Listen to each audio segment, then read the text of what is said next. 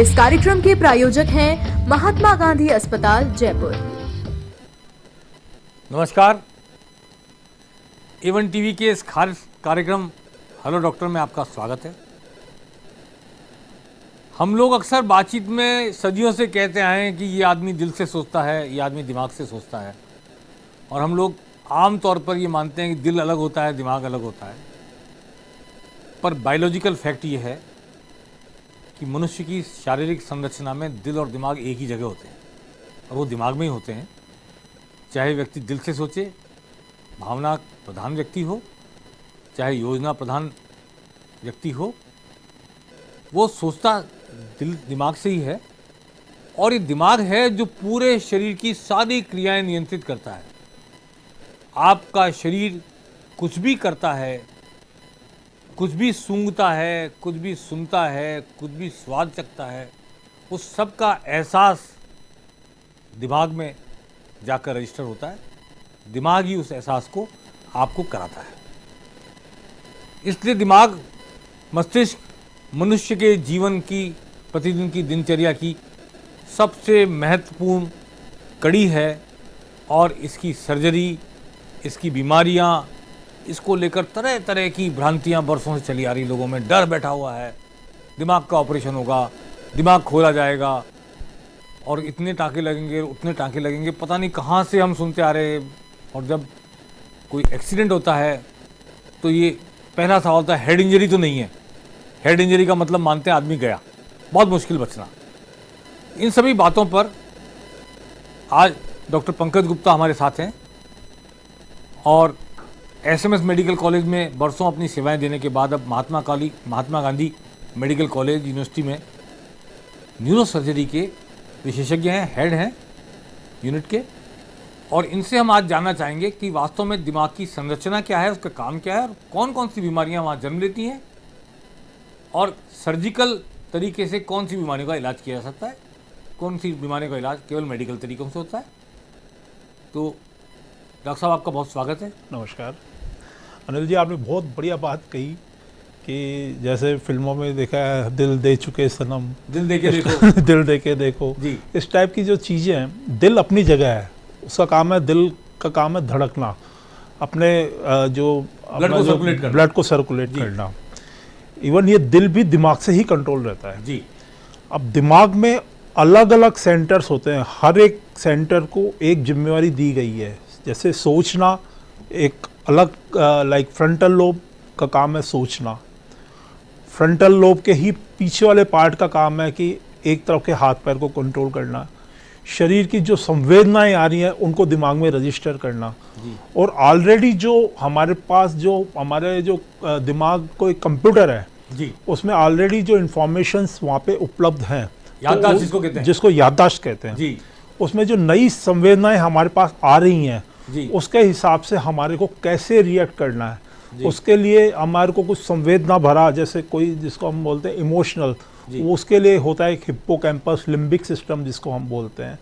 तो ये सब पार्ट, ये सब दिमाग के हैं। जैसे आपने सूंघने की बात कही कि हमको खुशबू आ रही है नहीं आ रही, जैसे अभी जो कोरोना काल में जो लोगों को खुशबू आना बंद हो गई थी, उसके लिए ऑल्फैक्टरी नर्व नाम से एक नर्व इन्वॉल्व रहती है। हम जो देख रहे हैं उसके लिए ऑप्टिक नर्व है नंबर 2।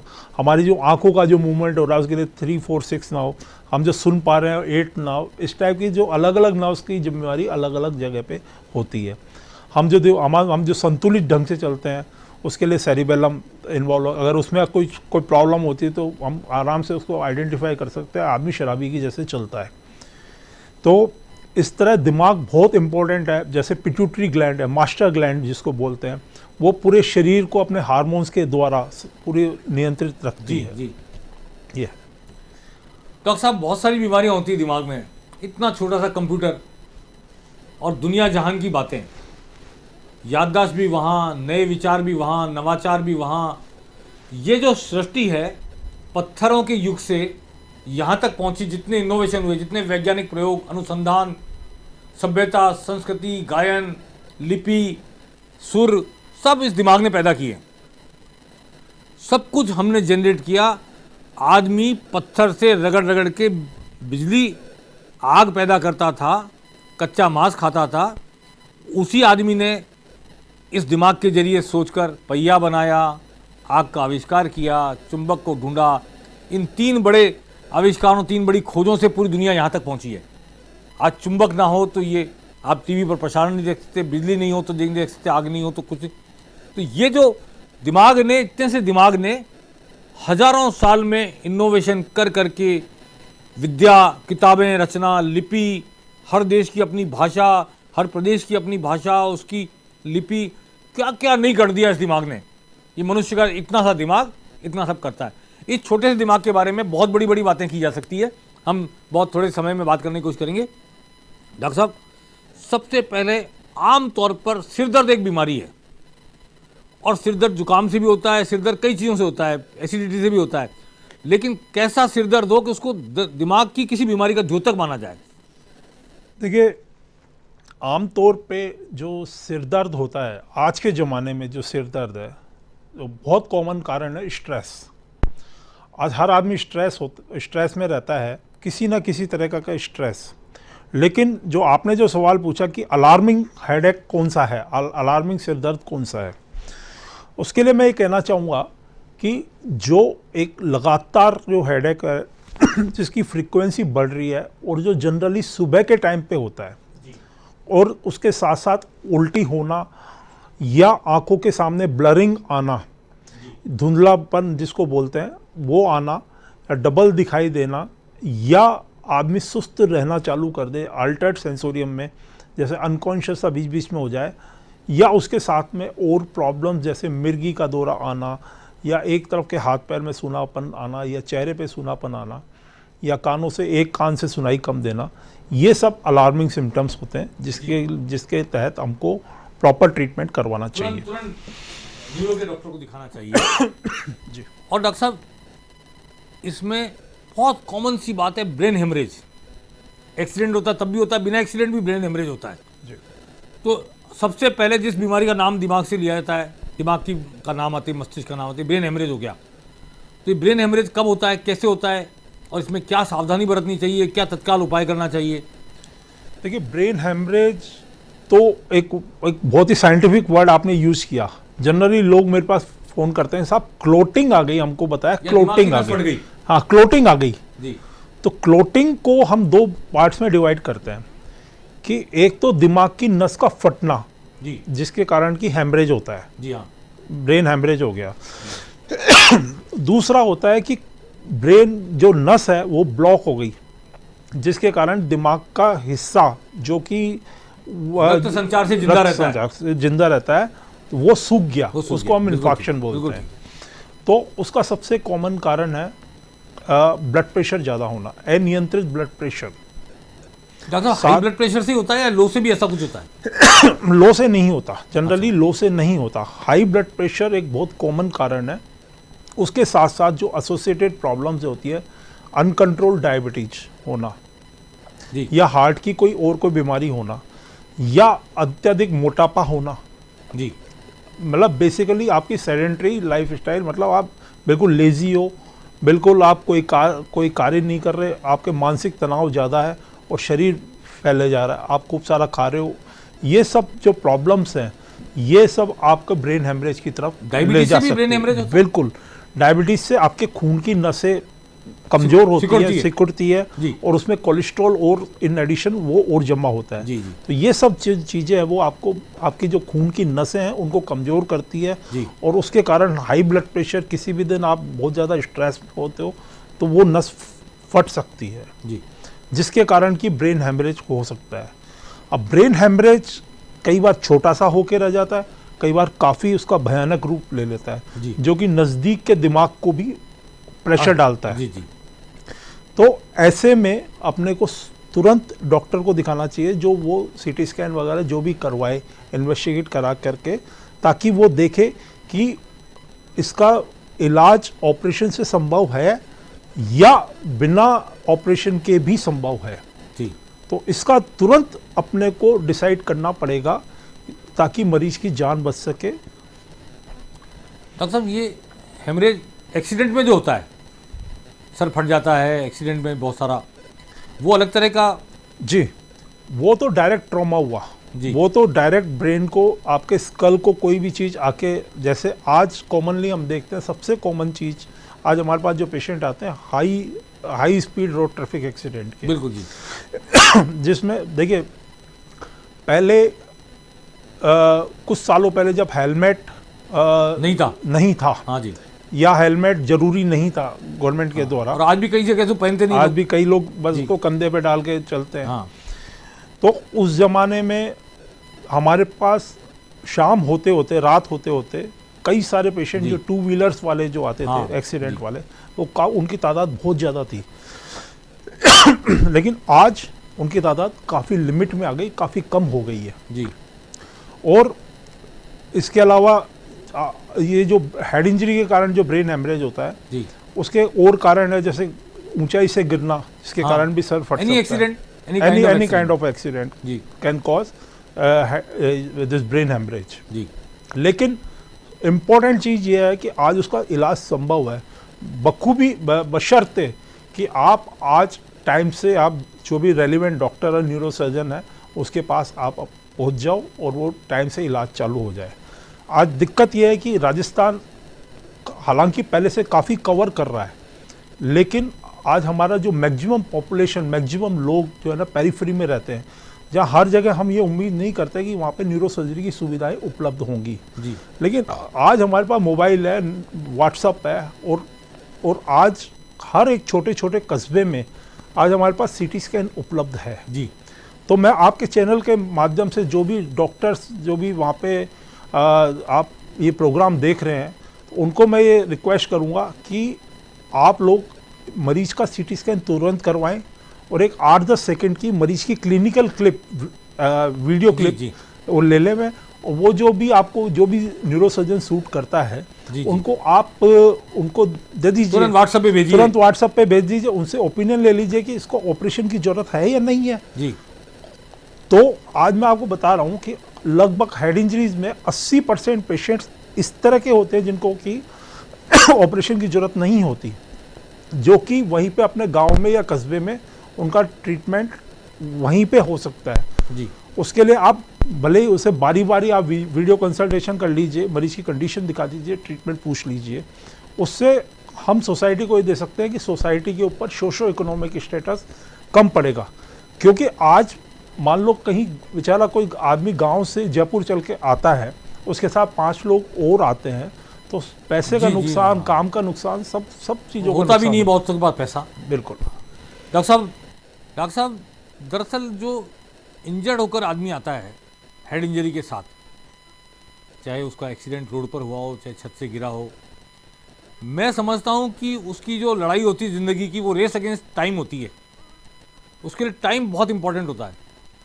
और इसमें भी मैं जितना समझता हूँ कि उसको बहुत सारे लोग तो ऑक्सीजन की कमी से मर जाते हैं।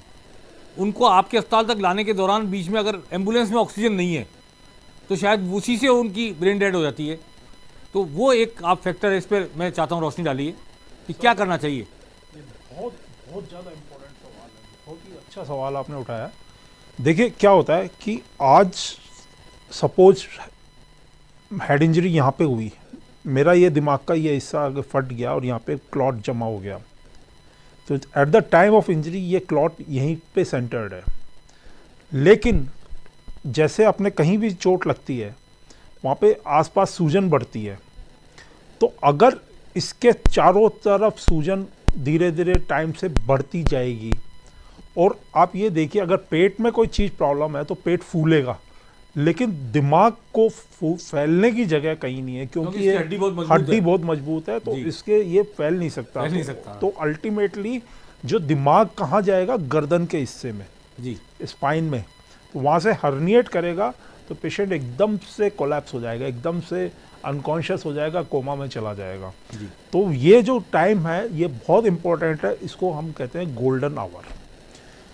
तो इसको अगर चोट लगने के 2-3 घंटे के अंदर हम पेशेंट का इलाज ढंग से चालू कर दें, जो रेलिवेंट इलाज है, जो उसको मिलना चाहिए, वो अगर हम चालू कर दें तो पेशेंट की मॉर्टेलिटी, मतलब मरने की संभावना, और मॉर्बिडिटी यानी उसका जो एक नॉर्मल कोर्स में वापस लौटने की जो संभावना वो बढ़ जाती है जी। उसके लिए आज हम क्या कर रहे हैं, अगेन जो मैंने आपको जो बताया, जैसे व्हाट्सएप पे वहीं पे एज अ साइट वहाँ पे सीटी स्कैन हो जाए, वो हमारे पास सीटी स्कैन आ जाए, और हम अगर वो ऑपरेशन लायक है तो हम बिल्कुल ऑपरेशन थिएटर में ही पेशेंट को रिसीव करेंगे and we can start surgery within no time. पहली चीज़। दूसरी चीज़, हम एक इस चीज़ पे भी काम कर रहे हैं कि आप देखिए जो एम्बुलेंसेज जो अभी अवेलेबल है, तो उसमें एक बड़ी एम्बुलेंस जिसको 407 वगैरह का ट्रक, जो मिनी ट्रक टाइप, हाँ जी, तो उसमें हम विद इन एम्बुलेंस एक मोबाइल सीटी जी, वहीं रख लें, तो इस टाइप की कहीं से भी कॉल आती है जो हेड इंजरी पेशेंट को या किसी भी तरह के ब्रेन हेमरेज केस को जी, तो वो लेके आता है, तो वहीं पे रास्ते में ही उसका सीटी स्कैन हो जाए और वो फिल्म हमारे पास आ जाए, तो उसके हिसाब से हम उसका जो भी ट्रीटमेंट करना है वो स्टार्ट कर दें। तो इस हिसाब से वो उस गोल्डन आवर को हम यूटिलाइज कर सकते हैं। ऑक्सीजन भी बहुत जरूरी है उस वक्त। बिल्कुल, ऑक्सीजन तो डेफिनेटली एम्बुलेंस में होगी, ऑक्सीजन भी होगी, वेंटिलेटर भी हो गया, और कुछ जीवन रक्षक दवाइयाँ भी वहीं पे आजकल होने लगी। बिल्कुल, पहले नहीं होती थी। बिल्कुल पहले नहीं होती थी। डॉक्टर साहब, पहले दिमाग की बीमारी और दिमाग की ऑपरेशन की बात होती है, लोग समझते थे पूरा दिमाग खुलेगा, यूँ आधा दिमाग निकाल लेंगे, 32 टाँके आएंगे, 30 टाँके आएंगे। अब मैंने सुना बहुत आधुनिक उपकरण आ गए, ऐसे ऐसे माइक्रोस्कोप जो करोड़ों रुपए के आते हैं कि आप नाक से पिट्यूटरी ग्लैंड का ऑपरेशन कर सकते हैं बिना चीरा लगाए, दिमाग के कई जगहों का एंडोस्कोपी के जरिए इलाज कर सकते हैं, जांच सकते हैं। ये जरा प्रकाश डालेंगे कि लोगों का डर निकले। सर आप सही कह रहे हैं। जब आज से कई सालों पहले, 20 से 1 साल पहले, दिमाग के ऑपरेशन इसी तरह के होते थे कि आधी खोपड़ी खुलती थी, सुबह से शाम तक मरीज का ऑपरेशन होता रहता था, एक ही मरीज का और अल्टीमेटली रिजल्ट ऐसे आते थे कि मरीज कोमा में, ऑपरेशन के बाद में कोमा में निकलता था और मरीज बचने की संभावना बिल्कुल नहीं के बराबर होती थी जी। लेकिन आज ऐसा नहीं है कि उस समय के सर्जन को मतलब ट्रीटमेंट नहीं आता था या सर्जरी नहीं करने आती थी। बेसिकली टेक्नोलॉजी आज इतनी एडवांस हो चुकी है, आज जगह जगह हमारे पास सीटी और एमआरआई है जिससे हम लोकेट कर सकते हैं कि दिमाग के इस हिस्से में यहीं पे ट्यूमर है तो इतना ही खोलना है। और in addition to that neuro navigation एक ऐसी नई मशीन आई है हमारे पास जिससे कि हम एक पेंसिल जैसा प्रोब है उसको कंप्यूटर में उसके सीटी स्कैन या एमआरआई की मशीन उसे कंप्यूटर में लगा देते हैं और उस कंप्यूटर से के सामने स्क्रीन पे जब मरीज़ के यहाँ पे उसको प्रॉप को लगाते हैं तो हमारे को दिख जाता है कि ये ट्यूमर यहाँ लगा है तो इसके आधे सेंटीमीटर आधे आगे है, पीछे है, साइड में, इधर है। एग्जैक्ट लोकेशन उसको लोकेट कर लेते हैं उससे जी, और वहीं हम खोलते हैं जी। और उसके अलावा खोपड़ी खोलने के बाद में हम ऑपरेशन थिएटर में खोपड़ी खोलने के बाद में भी हम उसको और फर्दर उसको लोकेट करने के लिए अल्ट्रासाउंड का एक प्रॉब लगाते हैं। अल्ट्रासाउंड मशीन को यूज करके उससे हमको मालूम पड़ जाता है कि इतनी गहराई में है, ताकि उसका सबका फ़ायदा ये हुआ कि हम नॉर्मल ब्रेन को कम से कम डैमेज करते हैं जी। और हमारे पास इस तरह के माइक्रोस्कोप आ गए हैं जिसमें हम ऑपरेशन करते हुए हम ट्यूमर पे पहुंच गए। अब ट्यूमर पूरा निकला कि नहीं निकला उसके लिए हम एक इंजेक्शन लगा के डाई डाल के देख लेते हैं कि अगर ट्यूमर है तो वो डाई जैसा येलो कलर या ग्रीनिश कलर इस तरह का फ्लोरोसेंट कलर उसमें दिख जाता है, तो हमको लगेगा कि ये ट्यूमर और है, तो हम ट्यूमर को और ज़्यादा से ज़्यादा निकाल सकते हैं बिना नॉर्मल ब्रेन को डैमेज किए हुए जी। जो आपने एंडोस्कोपी वाली बात करी है नाक के रास्ते से, इसमें बहुत बड़ा रिवोल्यूशन हो गया है। पहले जैसे पिट्यूटरी ग्लैंड की लोकेशन में आपको बताऊं, अगर हम यहाँ से एक लाइन खींचेंगे जी और यहाँ पे लाइन खींचेंगे तो दोनों लाइन जो मिलेंगी अंदर सेंटर में, वहाँ पे पिट्यूटरी ग्लैंड होती है। पिट्यूटरी ट्यूमर बहुत कॉमन होता है। पहले हम पिट्यूटरी तक पहुँचने के लिए ये खोपड़ी ऐसे खोलते थे और पूरे दिमाग को, जो फ्रंटल लोब को पूरा पीछे रिट्रैक्ट करके पूरा उसको पीछे धकेल के और वहाँ तक पहुँचते थे।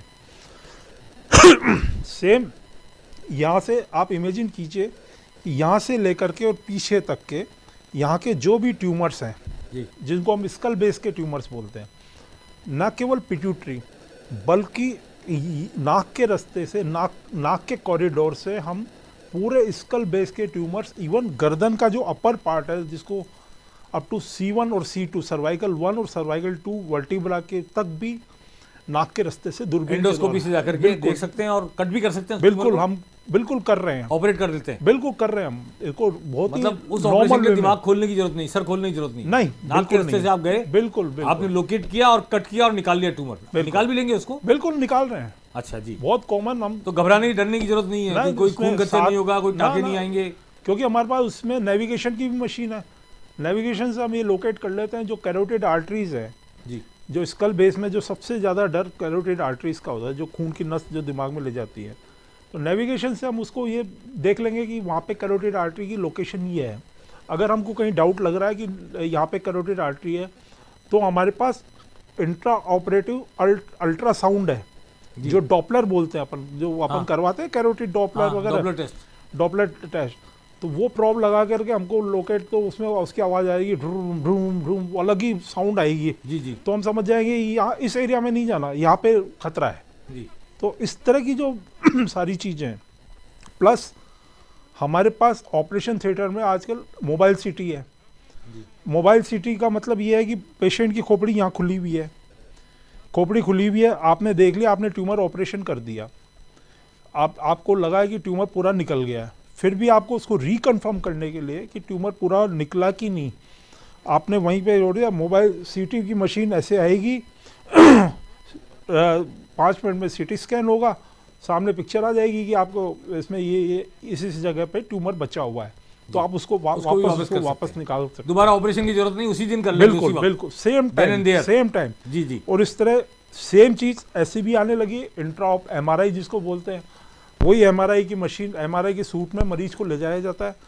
मतलब इसमें CT स्कैन और MRI में ये डिफरेंस है कि CT की मशीन तो क्योंकि छोटी होती है, वो आप टेबल पे वहाँ पे ला सकते हैं, और MRI की थोड़ी बड़ी होती है, तो आपको पेशेंट को वहाँ पे MRI में ले जाना पड़ता है, लेकिन वो विद इन द OT प्रेमाइजेस ही वहाँ पे उसको आजकल अवेलेबल करा देते हैं। बिल्कुल। डॉक्टर साहब, ये तो है, लेकिन ब्रेन कैंसर क्या कोई अलग चीज़ होती है, या ये ट्यूमर ही ब्रेन कैंसर होता है? देखिए, बहुत अच्छी चीज़ है ये। क्योंकि आज क्या है कि आज किसी को भी एक जैसे कोई भी MRI कराता है, तो वो किसी भी जिसको थोड़ी बहुत भी मेडिकल की नॉलेज है, मैं डॉक्टर नहीं बोलूँगा या कोई भी पैरामेडिकल स्टाफ या कुछ, या तेरे तो ब्रेन ट्यूमर है जी वो पेशेंट वैसे ही डिमोरलाइज हो जाता है। हाँ, वो उसके रिश्तेदार के साथ ब्रेन ट्यूमर है, अब चलो अपना तो देवताओं के चलो, उसके कहीं भी कुछ भी ले लो, तो झाड़ा फूकी करा लो, कुछ भी करा लो। लेकिन ब्रेन ट्यूमर 2 तरीके के होते हैं। एक होता है बेनाइन सिंपल ट्यूमर, जो कि अगर आपने उसको पूरा निकाल दिया तो वो जिंदगी में दोबारा नहीं होगा, परेशान नहीं करेगा। बिल्कुल ठीक बात। एक होता है कैंसर का ट्यूमर, ब्रेन कैंसर, जिसको हम मैलिग्नेंट ट्यूमर बोलते हैं जी। उस पर डिपेंड करता है वो किस लोकेशन में। जी देखिए, अगर यहाँ पे ऊपर लोकेटेड ट्यूमर्स हैं जी, जिनको हम आराम से बिना मरीज को ज़्यादा नुकसान दिए हुए हम उसको ऑपरेट कर सकते हैं, तो वो बहुत कई बार वो अच्छा सक्सेस रेट देते हैं कि आप उनको कंप्लीट निकाल सकते हैं, और उसके बाद में अगर मान लो थोड़ा बहुत बच गया तो उसको आप रेडियोथेरेपी या कीमोथेरेपी दे सकते हैं। लेकिन अगर डीप सीटेड गहराई में जाकर ब्रेन स्टेम वगैरह में जो ट्यूमर्स हैं, उनका अभी भी थोड़ा सा रिस्की मामला है, लेकिन बट अभी भी हम जो उनको ऑपरेट कर रहे हैं फिर भी अच्छे रिजल्ट्स है। ये बात तो हमने की डॉक्टर साहब ब्रेन ट्यूमर की, लेकिन न्यूरोसर्जरी का एक बड़ा हिस्सा है हमारी स्पाइनल कॉर्ड, और स्पाइनल कॉर्ड में भी स्लिप डिस्क और बहुत सारी बीमारियां और वर्टिको, और ये जो गर्दन में जो हो जाता है उस पर हम चक्कर आते हैं लोगों को। डॉक्टर साहब, स्पाइनल कॉर्ड, ये जो रीढ़ की हड्डी है जिसको कहते हैं, रीढ़ की हड्डी में बहुत सारे तंतु होते हैं जो कि पूरी बॉडी को गवर्न करते हैं, इनके जरिए दिमाग शायद शरीर को संचालित करता है, जैसा मैंने सुना है कॉमन मैन की भाषा में। और इसमें 2 बीमारियां बहुत आजकल कॉमन है, स्पॉन्डिलाइटिस एक तो खूब हो जाता है, वर्टिगो होता है, चक्कर आते हैं, और एक L5 L4 क्या वो बोलते हैं सब लोग डॉक्टर कि L5 L4 हो गई, डिस्क सरक गई है और डिस्क वापस, तो क्या वो ऑपरेशन ज़रूरी है उनके लिए, या कोई एक्सरसाइज से ठीक हो जाती डिस्क? कैसे क्या होता है इसका? देखिए, बहुत अच्छा सवाल है, क्योंकि एक बहुत कॉमन प्रॉब्लम है बैक एक की। कमर में दर्द आज हर इंसान को रहता है, और लगातार कमर में दर्द रहने के कारण वो डेफिनेटली फिर डॉक्टर के पास भी जाता है, और फिर डॉक्टर फिर एमआरआई करा के भी देखते हैं। एमआरआई में इनवेरिएबली अगर आप उसकी रिपोर्ट पढ़ोगे तो उसमें जैसे नीचे कमर की एमआरआई कराओगे तो उसमें हर एक डिस्क के लिए कुछ आ जाएगा कि माइल्ड बल्ज, कार्डियक स्टेनोसिस, थोड़ा सा कंप्रेशन आ रहा है, थोड़ा सा नसें दब रही हैं। ये हर आदमी को, और हर आदमी आज पढ़ा लिखा है, वो अपनी रिपोर्ट देखता है, वो कहता है मेरे तो डिस्क की प्रॉब्लम है, मैं तो नीचे बैठूँ ही नहीं, मैं तो भारी काम ही नहीं करूँ। और ऐसे में उसका वो सारा जो वर्क है रेस्ट्रिक्टेड होता जाता है, और उसका वजन बढ़ता जाता है, और अगेन वो प्रॉब्लम्स वो बढ़ती जाती है। डॉक्टर साहब, मैं समझता हूँ तो ओवर सीटिंग इसका बड़ा कारण है। Over sitting in abnormal posture. जी जी। हम ऐसे बैठ जाते हैं, हम आजकल हमको थोड़ी सी भी दूर जाना है तो हमको गाड़ी चाहिए। जी जी, तो वो एक्सरसाइज भी नहीं हो रही, एक्सरसाइज हो नहीं आपकी मांसपेशियां कमजोर पड़ गई हैं, तो वो वजन हड्डियों पे पड़ा है। बिल्कुल, क्योंकि हम जब खड़े होते हैं, हम जब बैठते हैं, तो आज मेरा सारा जो वजन है वो सारा स्पाइन के थ्रू ट्रांसमिट हो रहा है। जी बिल्कुल। हिप्स के द्वारा नीचे ट्रांसमिट हो रहा है। अगर मेरी जो स्पाइन के चारों तरफ की जो मसल्स हैं, हाँ। वो स्ट्रॉन्ग रही तो वो डेफिनेटली स्पाइन पे वेट ट्रांसमिशन काफ़ी कम होगा। तो हर एक कमर में दर्द, हर एक व्यक्ति, मैं मरीज नहीं कहूँगा, हर एक व्यक्ति जिसको कमर में दर्द है और जिसके एमआरआई में थोड़ी सी डिस्क की प्रॉब्लम आ गई, उसको एक तो ये नहीं कहना चाहिए कि मेरे को डिस्क की प्रॉब्लम है। अगर उसके पैरों में, जिनको हम रिंगन बाय बोलते हैं, करंट जैसे सेंसेशन पीछे, पैर के पीछे से या साइड से नीचे तक जाते हैं, या पैरों में कोई सूनापन आता है, या पैरों में कोई कमजोरी महसूस होती है, या पैरों में कुछ पतलापन महसूस हो रहा है, या कुछ कदम चलने के बाद में, जैसे 50-100 कदम चलने के बाद में, 200 कदम चलने के बाद में उसको थोड़ी देर बैठना पड़ता है, क्योंकि वो फील करता है कि मेरे को इम्बैलेंस हो रहा है और मेरे को पैरों में जलन हो रही है, दर्द हो रहा है। फिर वो थोड़ी देर बैठता है और उसके बाद भी फिर वापस से चलने लगता है। ये मैंने देखा वृद्ध लोगों में, थोड़े से एजेड लोगों में ज़्यादा प्रॉब्लम होती है, उनको लंबर कैनाल स्टेनोसिस बोलते हैं हम। तो इस टाइप के जो पेशेंट जिनके की जो मैं अलार्मिंग साइंस आपको मैंने बताए कि अगर करंट जैसा सेंसेशन आना है, सूनापन आना, पैरों में कमजोरी आना, या ज़्यादा दूर नहीं चल पाना, तब आपको डेफिनेटली डॉक्टर की ज़रूरत है। और फिर वो जो डॉक्टर है वो, उसमें कई तरीके के ट्रीटमेंट होते हैं। कंजर्वेटिव ट्रीटमेंट, जिसमें एक्सरसाइज कराते हैं, दवाइयाँ देते हैं, या कोई इंजेक्शंस वगैरह सेक भी करते हैं, शायद बिजली का सेक भी लगते हैं, फिजियोथेरेपी वगैरह सब चीज़ें होती है। या किसी के न्यूरोलॉजिकल डेफिसिट इतनी ज़्यादा हो जाती है जिसमें टट्टी पेशाब का भी मालूम होना बंद हो जाता है, या पैर में डेफिनेट कमजोरी या सूनापन आ जाता है, तो उसके लिए ऑपरेशन करते हैं। डॉक्टर साहब, बॉडी में कैल्शियम की कमी से भी होती है बीमारी? कैल्शियम की कमी से सर, जो आपके जो रीढ़ की हड्डी भी कमजोर होती है, और जो मसल्स हैं वो भी, उनमें भी कमजोरी आती है। विटामिन डी की कमी हो तो पहले ये भ्रांति थी कि भ्रांति क्या बात सच थी, उस समय एमआरआई भी नहीं होते थे, एक्सरे की मशीन पे हमको ध्यान है कि जब रीढ़ की हड्डी में इंजेक्शन लगा के माइलोग्राम किया करते थे, मरीज को उल्टा लटका देते थे, डाई नीचे जाती थी, फिर एक्सरे खींचते थे, वहाँ जो ब्लॉक आते थे, तो हम एक पूरी स्पाइन को खोल देते थे, एक बड़ा ऑपरेशन होता था। हमको नहीं मालूम था कि इसके एग्जैक्टली क्या प्रॉब्लम है। अब क्योंकि एमआरआई इतनी अच्छी चीज़ आ गई, हमको एग्जैक्टली पिन पॉइंट हमको मालूम पड़ जाता है कि यस यहीं पे, तो उतना सा हम काटेंगे। अगेन हमारे पास छोटे छोटे ट्यूबुलर रिट्रैक्टर है कि 1 सेंटीमीटर का, 1.5 सेंटीमीटर का चीरा लगाया, वहीं से हमने डिस्क निकाली, एंडोस्कोप की सहायता से या माइक्रोस्कोप की सहायता से उसको डिस्क निकाली। मरीज आज ऑपरेट किया, कल छुट्टी, और अपने 4-5 दिन बाद में अपने काम पे जा सकता है। और कुछ प्रिकॉशंस हम उनको एडवाइस करते हैं कि ताकि ये दोबारा प्रॉब्लम नहीं हो, 2-3 महीने तक वो प्रिकॉशंस हम उनको एडवाइस करते हैं कि ये काम नहीं करना, कोई भारी वजन नहीं उठाना। दूसरी चीज़, आपने जो सर्वाइकल वाली बात बताई, स्पॉन्डिलाइटिस, सर्वाइकल स्पॉन्डिलाइटिस की वो भी एक बहुत कॉमन प्रॉब्लम है। उसका कारण अभी वो इन दिनों में क्यों बढ़ी है, क्योंकि हम ज़्यादातर कंप्यूटर पे या गर्दन नीचे करके लगातार इतना काम करते रहते हैं, व्हाट्सएप करते रहते हैं जी। दूसरी चीज़, लेटे हुए तकिया 2-3 तकिए लगा रखे हैं और टीवी देख रहे हैं सामने से, जी, गर्दन की कोई एक्सरसाइज नहीं कर रहे हैं। हाँ, प्लस इसके साथ में और फैक्टर्स तो हैं ही, जो ओबेसिटी और जो इमोबिलाइजेशन और वो सब चीज़ प्रॉब्लम्स तो हैं, एक्सरसाइज वगैरह नहीं करते। तो ये जो गर्दन में दर्द और एक कंधे में दर्द और ये सब जो चीज़ें तो आराम से एक्सरसाइज से आपको सेट हो सकती है। नहीं, चक्कर आपको- बहुत आते हैं इसमें। हाँ, चक्कर भी अगेन एक्सरसाइज से सेट हो जाएगा। अच्छा जी, आपको कब डरना है, अगेन इस तरह का कोई दर्द आपको करंट जैसा झंझनाहट सी आती है, जो कि ये जो करंट टाइप पेन है वो आप हाथ ऊपर करने पे या आपको लगता है कि यार ऐसे करने पे मेरे को आराम मिलता है या ऐसे पकड़ने से मेरे को आराम मिलता है, तब आपको इसमें मानना चाहिए कि आपको डिस्क की प्रॉब्लम है जो आपको नस को दबा रही है, या हाथ सूनापन आ रहा है, या ग्रिप में कमजोरी आ रही है, या राइटिंग में आपको गड़बड़ आ रही है, या हाथ पतला पड़ रहा है, और हाथ के साथ साथ आपको पैरों में झटके भी आ रहे हैं, तब आपको डेफिनेटली न्यूरोसर्जन की ज़रूरत है। आपको आपका ऑपरेशन हो सकता है कि करना पड़े।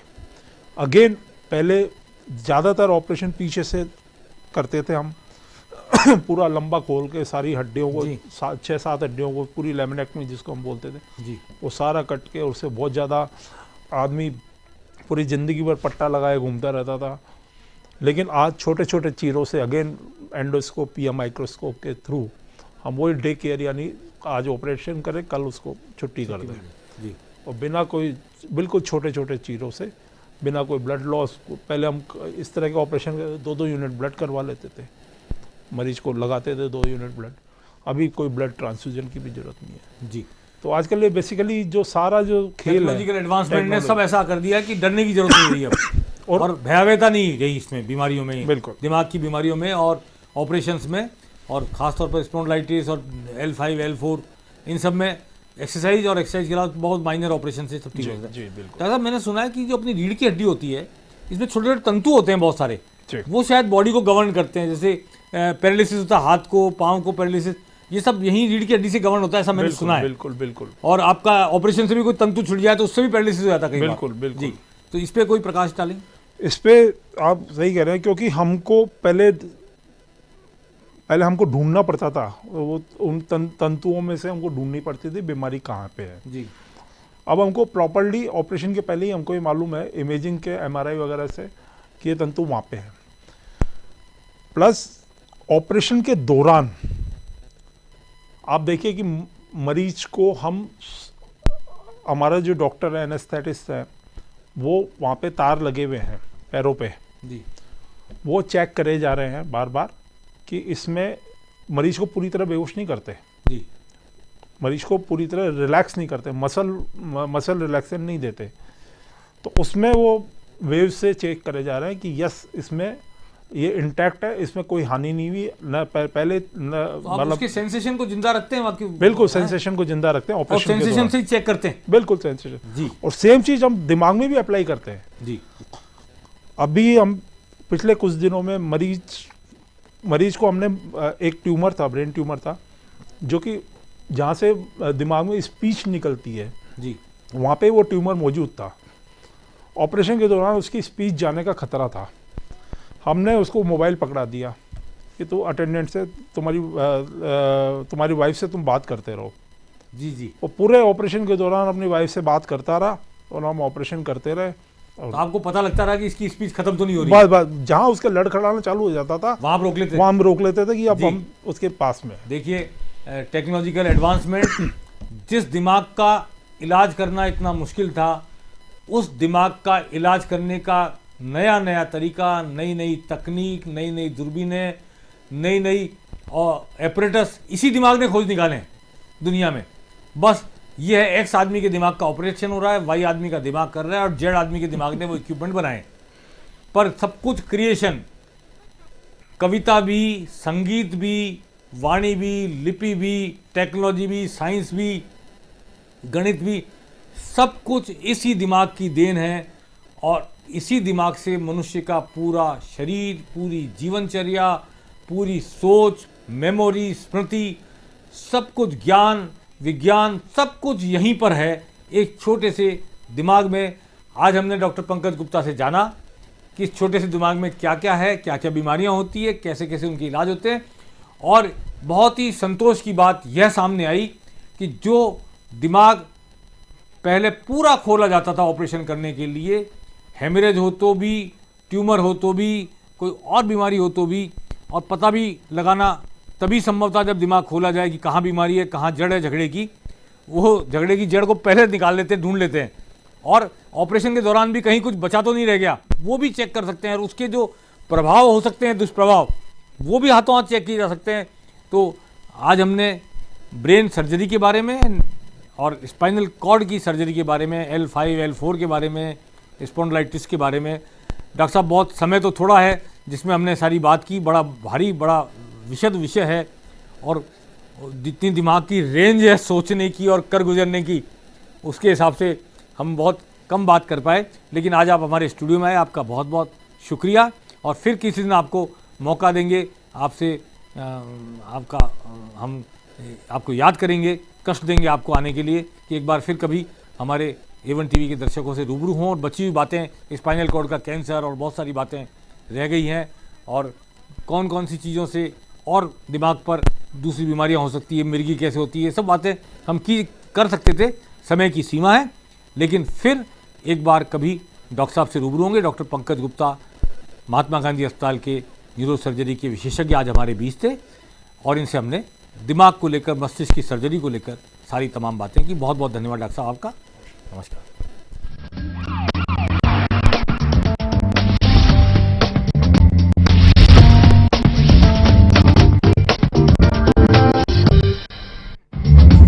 इस कार्यक्रम के प्रायोजक हैं महात्मा गांधी अस्पताल, जयपुर।